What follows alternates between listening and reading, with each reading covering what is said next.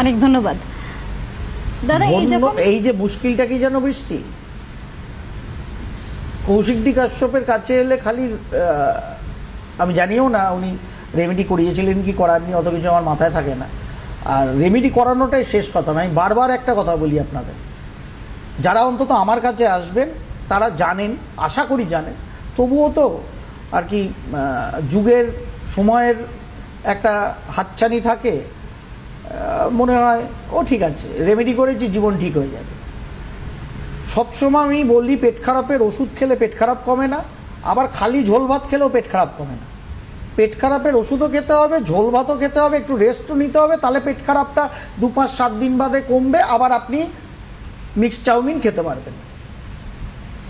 আমাদের মুশকিলটা হচ্ছে জ্যোতিষশাস্ত্রে রেমেডি করলে সব ঠিক হয়ে যাবে, এই বুর্বক ধ্যান ধারণা বন্ধ করুন।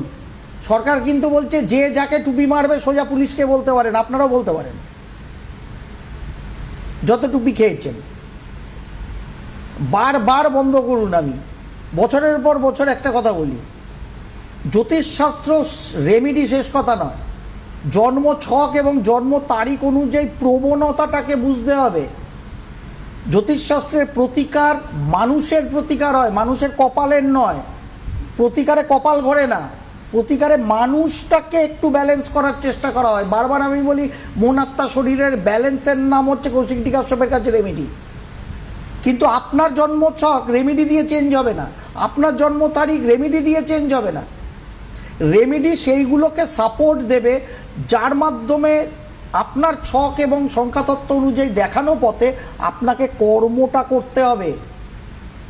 সেই পথে আপনি যদি প্রপার রেমেডি করে কাজ করতে থাকেন তাহলে জীবনে আপনার সফলতার পরিমাণ বাড়বে। কারণ এই জন্মছক আমি 10 বছর আগে দেখি আর 10 বছর পরেও আবার দেখি, একই কথা বলবো, পশ্চিমবঙ্গের বাইরে পশ্চিমবঙ্গের বাইরে পশ্চিমবঙ্গের বাইরের জন্মছক।